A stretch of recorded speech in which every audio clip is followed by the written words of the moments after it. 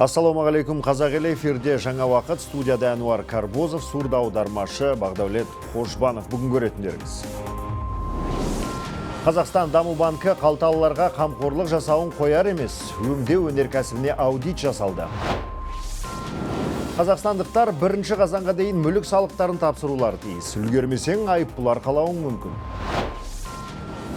Елде мопедтерді тіркеу басталды. Оны тізгіндеп жүрген 80 мың адам жүргізуші куәлігін алуы тиіс. Сенат тиісті заңды қабылдады. Әрқайсына рет-ретімен елімізде қылмыс атаулы азайып келеді. Әсіресе қоғамдық орындарда жасалатын жасөспірімдердің бұзақылығы төмендеген. Бұл туралы Ержан Сәденов мемлекет басшысының қабылдауында баяндады. Ішкі істер министрінің айтуынша, қылмыстарды ашу көрсеткіші әлде қайда жақсарған. Ұйымдасқан кибершабуыл және есірткіге қарсы іс-қимылдар ширай түскен. Әкімшілік құқық бұзғандардың жолын кесу көрсеткіші 45%-ға артқан. Әсіресе жол жүру ережесін елемегендерді есіркеу жоқ. Мұндай фактілерді анықтау 47%-ға көбейіпті. Нәтижесінде жүргізуші куәлігінен айырылғандар саны 2 есе көбейген. Мемлекет басшысына криминогендік жағдай туралы баяндадым. Жалпы қылмыстар саны азаюда, ұрлық, тонау, мал ұрлығы және басқа да қылмыстар төмендеп жатыр. Қоғамдық орындарында және жастар арасында құқықтық тәртіп деңгейі артуда. Президентке тапсырмалардың орындалуы жөнінде, оның ішінде Қазақстан халқына жолдауын іске асыру туралы хабарладым. Сондай-ақ бүгін мемлекет басшысы күштік құрылым басшыларының жаңадан тағайындалған орынбасарларын қабылдады. Олар ұлттық қауіпсіздік комитет төрағасының бірінші орынбасары Әли Алтынбаев, ұлттық қауіпсіздік комитет төрағасының орынбасары, терроризмге қарсы қызметтің бастығы Бақытбек Рахымбердиев пен ішкі істер министрінің орынбасары, ұлттық ұланның бас қолбасшысы Аңсаған Балтабеков. Жаңадан тағайындалған лауазымды тұлғаларға Қасым-Жомарт Тоқаев бірқатар тапсырмалар берді. Биыл прокуратура органдары шетелден 205 миллион долларға бағаланған активтерді елге қайтарған. Бұл туралы мемлекет басшысына бас прокурор Берік Асылов баяндады.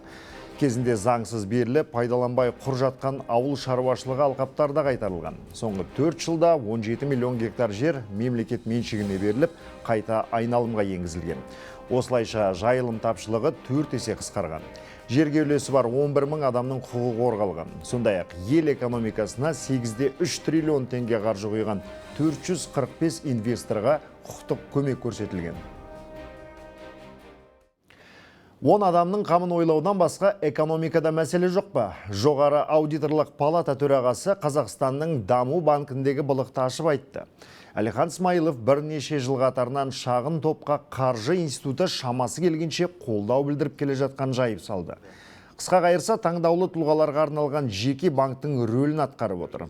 Ал бұндай тәсіл жеңілдетілген қаржыға өзгелердің тең мүмкіндігімен әділ бөлу қағидатын бұзады.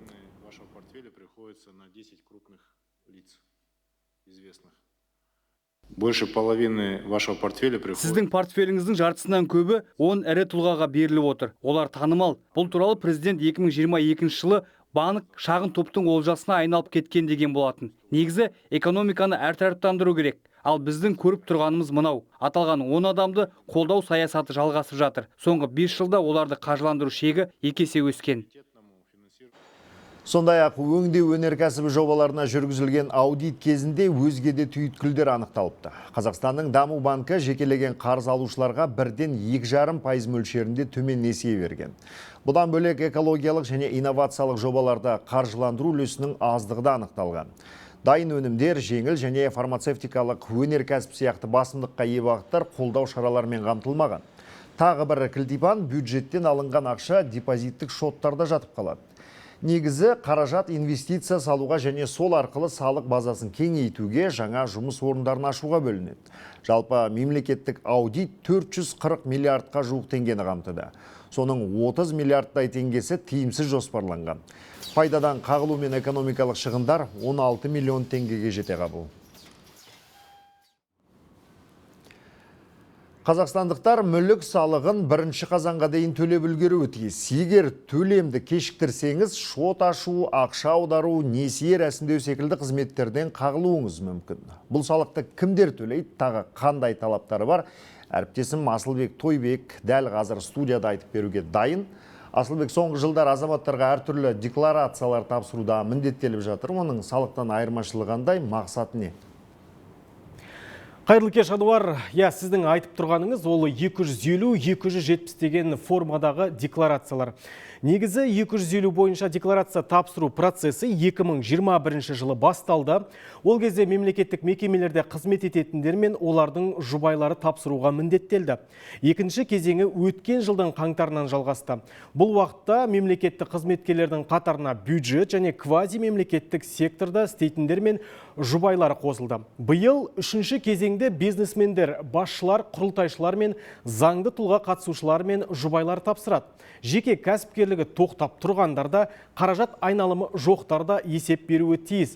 Олар өткен жыл бойы ел ішінде және сыртында иелігінде болған мүлкін, құнды қағаздарын, шетелдегі шоттарын көрсету керек. Келесі жылдан бастап ол декларацияны қазақстандықтар түгел тапсырады, Ануар. Асылбек, егер тапсырып үлгермесе, қандай шара қолданылады? Егер айтылған мерзім ішінде тапсырып үлгермесе, алдымен ескерту келеді. Оны елемесе, қайтадан хабарлама жіберіліп, 55.300 теңге айыппұл салынады. Бұл форма бойынша толығырақ біз мемлекеттік кірістер комитетінен сұраған едік. Сол сұхбатқа назар аударсақ. 250 тапсырғаннан кейін сіз 2025 жылы тапсырасыз, 2024 жылғы жағдай бойынша. Яғни 1 қаңтар 2024-тен бастап 31 желтоқсан 2024 жыл аралығында сізде осы мүлік пен кірістеріңіз туралы мәліметтер көрсетіледі. Бұл ретте ол жақты мына айлық салық агентінен алатын айлықтарыңызды, сосын мына зейнетақы, депозит деген мәліметтерді көрсету қажеттілігі жоқ. Ал енді 1 қазанға дейін жылжымайтын мүлік және жер учаскелерінің меншік иелері төлеуі тиіс салыққа тоқталсақ, оны жеке тұлғалар өткен жылғы меншігіне өткізген мүліктер бойынша төлейді. Ол процесс қалай жүзеге асады десеңіз, экранда көріп тұрғандарыңыздай, ортақ бірлескен меншіктегі мүлік болса, өзара келісім бойынша мүлік иелерінің бірі ғана төлейді. Ортақ үлестік меншіктегі мүлік үшін салықты барлық меншік иелері үлесіне сәйкес төлейді. Салық сомасы мүліктің құнына байланысты болады.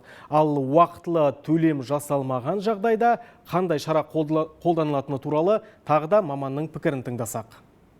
Мүлік салығын барлық жеке тұлғалар тұрғын үй бойынша 1 қазанға дейін төлеу керек. Егер төлемеген жағдайда 2 қазан күні хабарлама шығады төлеу керек туралы, оған 30 жұмыс күнін беріледі. Егер 30 жұмыс күнінің ішінде төлемеген болса, бір айлықтық есептік көрсеткіштен жоғары қарыздарға салық бұйрығы шығады. Салық бұйрығын 5 күннің ішінде төлемеген болса, салық бұйрығы жеке тұлғаларға жіберілетін болады, жеке сот орындаушыларына. Тағы бір қосарымыз, егер салық қарызы 122 мың теңгеден асса, шетелге шығуға шектеу қойылады. Статистика бойынша өткен жылы 240 мың адам жылжымайтын мүлік салығын төлеуден жалтарған.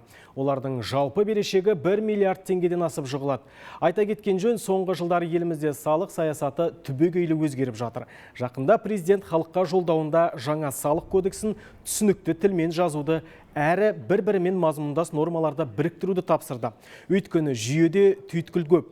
Мәселен, соның бір айғағы Астана қаласының тұрғыны Гүлзамира Сеубаева салық органдарына жиі келуге мәжбүр, себебі ешқашан атында көлігі болмаған, оған көлік салығын төлеу туралы хабарлама келіп тұрады.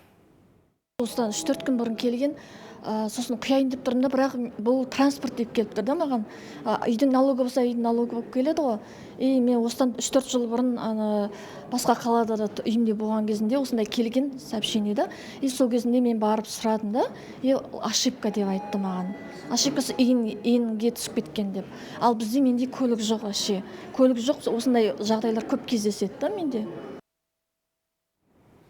Мамандар бұл жағдай жеке сәйкестендіру нөмірінен кеткен ағаттық болуы мүмкін деп отыр. Ануар тағы бір ескерер жағдай, жылжымайтын мүлікті көлікке салынатын салықпен шатастыруға болмайды. Ал егер өткен жылы өзің атыңа мүлік тіркеген болсаң, кешіктірмей салығын төлегенің абзал. Мендегі ақпар осы, сөз өзіңде. Көп рахмет, Асылбек, құрметті көрермен, сіздерде мұқият болып, осы салықты кешіктірмей төлеп тұруларыңызды сұраймыз. Әрмен қарай жалғастырайық. Қазақстан жалақы мөлшерін анықтайтын рейтингте тмд елдер арасында үздік үштікке енді. Елдегі орташа айлық жалақы $582.04 құрапты. Бұл теңгеге шаққанда шамамен 279 мың теңгеге жуықтайды. тмд елдерінің ішінде $608 мен Армения көш басында, одан кейін Молдова тұр. Орташа жалақы $599. Ресей, Беларусь, Әзербайжан, Өзбекстан және Украинада жалақы Қазақстанға қарағанда төмен екен. Ал әлемдік рейтингте Қазақстан 96 елдің ішінде 67-ші орында. Намбайо деректеріне сәйкес ең жоғарғы орташа жалақы Швейцарияда тіркеліпті, $7,000. Рейтингтің екінші және үшінші орындарында Люксембург пен ақш тұр. Атыраудағы жолдарды жөндеуге 5 миллиард 900 миллион теңге бөлінді. Премьер-министр Олжас Бектенов тиісті қаулыға қол қойды. Ірі инфрақұрылымдық жоба 8 учаскені қамтымақ. Атап айтсақ, облыстық маңыздағы Индер-Сағыз, Сарытоғай Махамбет және Атырау Индер бағыттарының ескі төсемі күреліп жаңа салынады. Одан бөлек Құлсары қаласындағы жаяу жүргіншілер жолын қалыпқа келтіру жоспарда бар. Сондай-ақ тасқыннан бөлінген Индер Қарабау Миялы Сағыз автожолындағы көпірмен су құбыры қайта салынады. Оған 1 миллиард 300 миллион теңге қарастырылған. Темірдей тәртіпке темір тұлпар тізгіндегендер ғана емес, енді мопед мінгендер де бағынуы тиіс. Жолда жүгенсіз жүретін оларды көшедегі камералар түгілі сергек жүйесінің өзде жөнге сала алмады. Өткені мемлекеттік нөмірлер жоқ, бұған дейін мәселені мәжіліс майшаммен қараған еді, бүгін Сенат салмақтап көрді. Сөйтіп, екінші оқылымда мопедтерді тіркеумен көлік жылдамдығын бақылауға арналған заңды мақұлдады. Құжатқа президент қол қойса, 6 айдан кейін күшіне енбек. Осы аралықта мопедшілер тіркеліп үлгеруі тиіс. Өткен жолға заңға сәйкес мопед мінгендердің жаяу жүргіншілер жолына шығуы шектелген еді. Соған байланысты олар көлік жолына шығып кетті. Демек, жол жүру ережесін біліп, тіркеуден міндетті түрде өтуі тиіс. Жүргізуші куәлігі жоқтар оқып, А1 санатын алады. Егер бұрыннан А немесе Б санаты болса, онда соны растап, автоматты түрде рұқсат алады. Екіншіден, ішкі істер құрылымына да тіркелу керек. Жеке куәлігін көрсетіп, техникасын тексертсе жеткілікті.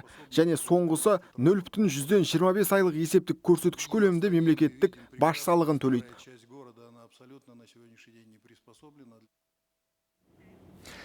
Мопедтен мертігіпте, мерт болып та жатқандар аз емес. Былтыр 750 жол көлік оқиғасы тіркелген, 39 адам қаза тапса, қалғаны түрлі дене жарақаттарын алған. Биыл апат саны 960-тан асыпты. Сондай-ақ көлікті мас немесе есірткіге елтіп басқарғандар 7 жыл бойы жүргізуші куәлігін алуға, емтихан тапсыруға жіберілмейді. Мемлекет басшысы жолдауда жол қауіпсіздігін қамтамасыз ету мәселесіне ерекше тоқталған болатын. Атап айтқанда, мопедтерді пайдаланудың негіздері мен шарттары нақтыланады. Жол қауіпсіздігін одан әрі цифрландыру мәселесі де басты назарда. Мақұлданған заңдар көлік құралдарын басқару кезінде жүргізушілердің жауапкершілігін арттырып, жолдағы қауіпсіздікті арттыруға өз үлесін қосады деп сенеміз. Жастар рухы еріктілер ұйымы атом электростанциясын салуға қатысты үгіт насихатқа үн қосып жатыр. Белсенділер ақпараттық стендтерге түсіндірме қағаздарын іліп, тұрғындарды алдағы референдумге қатысуға шақырып жүр. Ол үшін арнайы штаб та құрылған, мәселен Шымкентте түсіндіру жұмыстарына 200-ден астам ерікті жұмылған. Еске салсақ, атом электростанциясы құрылысын салуға қатысты жалпыұлттық референдум 6 қазанда өтеді. Белсенді жастардың негізгі міндеті халық арасында барынша ақпараттандыру, насихаттау жұмыстарын жүргізеді. Халықты штаб бізге Шымкент қаласына келген болатын. Сол келген кезде де белсенді жастармен кездесті. Жастардың өздерінің ойы, АЭС салуға деген ойлары өте жақсы, қолдайтындарын жеткізді. Дәл осындай шаралар еліміздің барлық өңірлерінде өтіп жатыр. Жақында халықтық штаб оралдықтармен кездесіп, олардың референдумге қатысты сан түрлі сауалдарына жауап берді.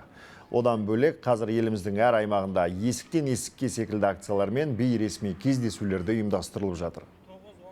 Елдің электр энергиясына тәуелділігін жою, азайту мақсатындағы бұл жұмыстар біздің еліміз үшін маңызды деп ойлаймыз. Соның ішінде жастар бұны көптеп қолдап жатыр. Сол мақсатта осы жастар болып, активистер болып, осы естен есікке акциясын жүргізудеміз.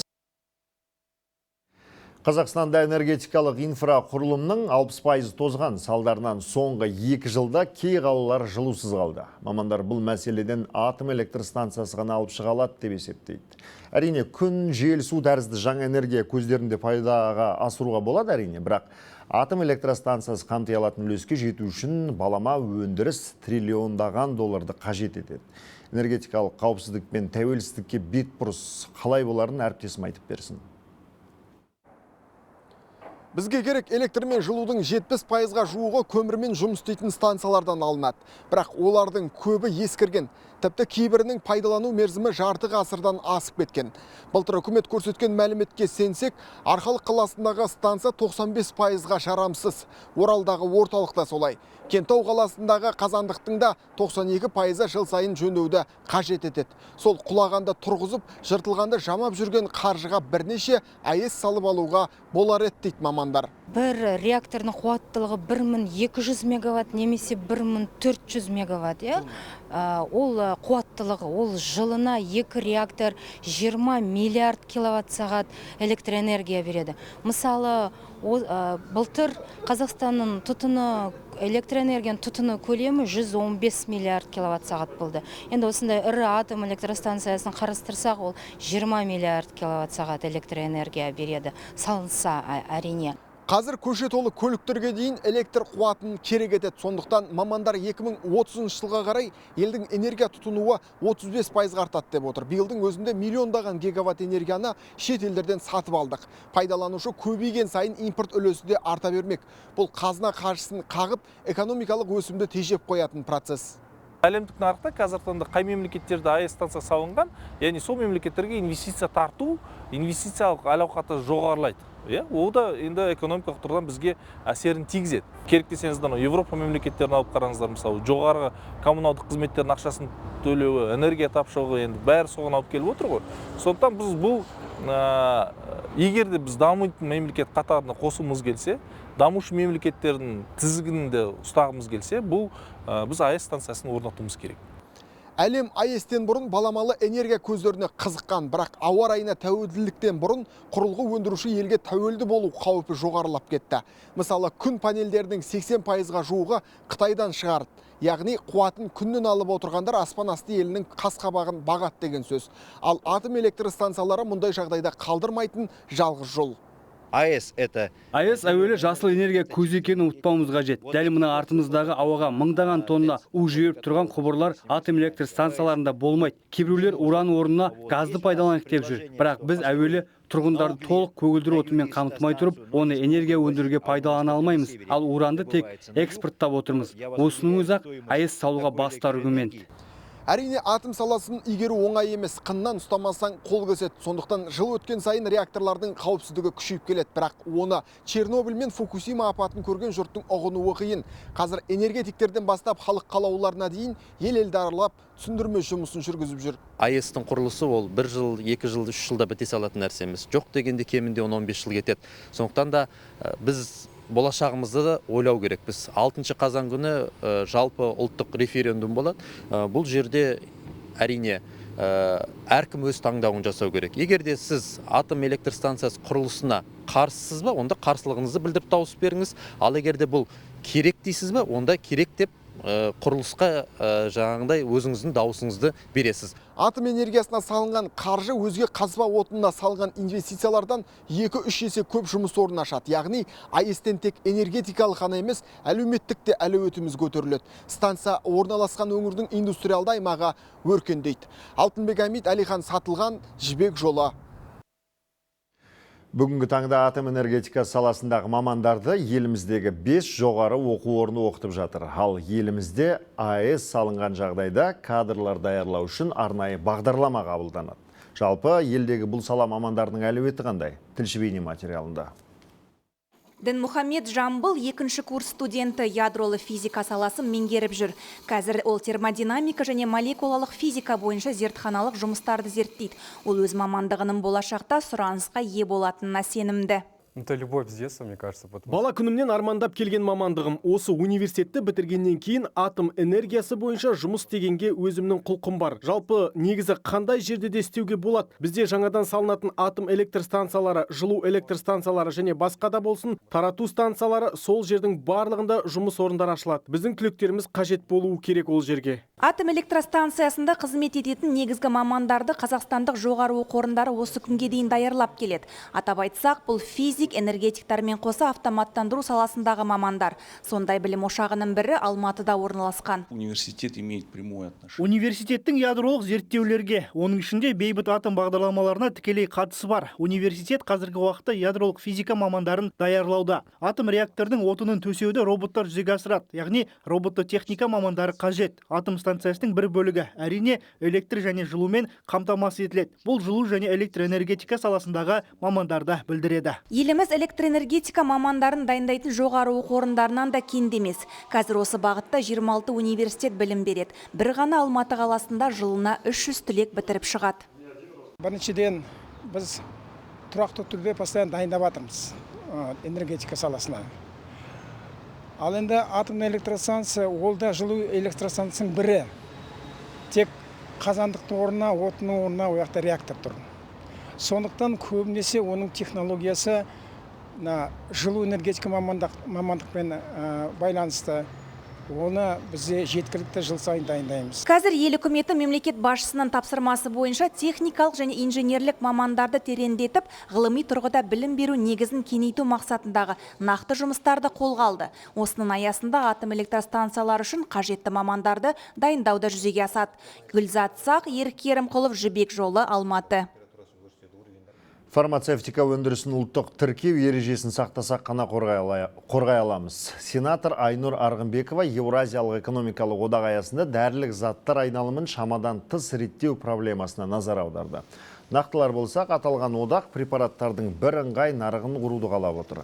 Егер солай іске асып кетсе, онда ұлттық қауіпсіздік пен зияткерлік меншікті қорғауға қауіп төнуі мүмкін дейді депутат. Сондай-ақ отандық фармацевтика өнімін өндірушілерге де кері әсерін тигізеді. Бұл үдерістің едәуір қаржылай салмағы бар. Дәрі-дәрмектің бағасына тікелей әсер етеді. Қазіргі таңда дәрілік заттар бағасының өсуі байқалып отыр. Мысалы, биыл 1 шілдедегі жағдай бойынша былтырмен салыстырғанда 11,2%-ға жетті. Препараттар айналымының жекелеген салалары шамадан тыс реттелген. Бұл қосымша кедергі және елде фармацевтикалық өнімдерге қол жеткізуді қиындатады. Теріскейдегі су қоймалары қазір жаппай тексеріліп жатыр. Ал анықталған кемшіліктер жыл соңына дейін реттелуі тиіс. Бүгінде Сергеев және Петропавл су тораптарын ретке келтіру жұмыстары басталып та кеткен. Ол үшін республикалық бюджеттен 194 миллион теңге бөлінген. Бұдан бөлек өңірде 3 гидрология бекеті орнатылады. Тақырыпты Теріскейдегі тілшіміз Самат Қайырденұлы сабақтайды. Бұл Петропавл су торабы. Тексерістен кейін бір қатар кемшіліктер анықталған. Қазір стратегиялық нысанның аумағы мен жағалауы алып тастармен нығайтылып жатыр. Сондай-ақ көпір үстіндегі шұңқырлар тегістелді. Қалпына келтіру жұмыстары жыл соңына дейін жалғасады. Тексеріс сондай-ақ Сергеев су қоймасында да жүргізілді. Будет сейчас проводиться ремонт деформационных швов. Нысанның деформациялық тігістерін қалпына келтіру керек. Ол жұмысты келер айда бастаймыз. Өйткені Сергеев торабында әлі күнге дейін су ернеуінен ағып жатыр. Нысандардың маңы нығайтылып, күзетші оператордың үй жайлары жөнделді. Жалпы аталған су тораптары қазір қанағаттанарлық жағдайда. Аймақта 20-дан астам гидротехникалық нысан бар. Солардың бірі апаттық жағдайдағы шарық су торабы. Қазір транзиттік режимде жұмыс істеп тұр. Мамандар әзірге одан еш қауіп жоқ дейді. Сондықтан бұл торап 2028 жылға дейін біртіндеп жөнделеді.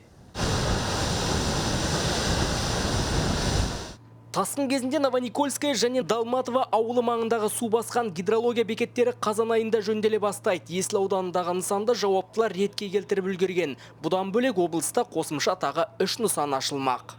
Один гидрологический пост будет располагаться. Алғашқысы Шөптікөл ауылында, екіншісі Сухарабовка елді мекен жанында және соңғысы Ақжар ауданында орнатылады. Осылайша біз келер жылы судың қаншалықты көтерілгенін нақты бақылаймыз. Одан бөлек оның ағысын, яғни облыс орталығына неше күнде жететінін есептей аламыз. Қазгидромет мамандары арнайы интерактивті картаны пайдалана бастаған. Онда еліміздегі барлық су қоймалар жайлы толық ақпарат бар. Айта кетейік, президент өз жолдауында гидрология бекеттерін жаңғыртуды міндеттеді. Аталған шаруалар осы тапсырма аясында атқарылып жатыр. Солтүстік Қазақстан облысынан Самат Қайырденұлы, Ерлан Кәрібай, Жібек жолы. Бүгін әр өңірде менің мектебім буллингке қарсы атты республикалық флешмоб өтті. Бұл шараға алматылық оқушыларда белсене атсалысты. Жасөспірімдер шара барысында қоғамның назарын балалардың қауіпсіздік мәселесіне аударып, кемсітуге, жәбірлеуге қарсы ой қалыптастыруды мақсат етті. Олар мектеп алаңына жиналып сап түзеп, бір мезетте буллингке жол жоқ деп жария етті. Аталған іс-шараға оқушылармен бірге мұғалімдер де қатысты. Жалпы биылғы акцияға республика бойынша 750 мың оқушы атсалысқан.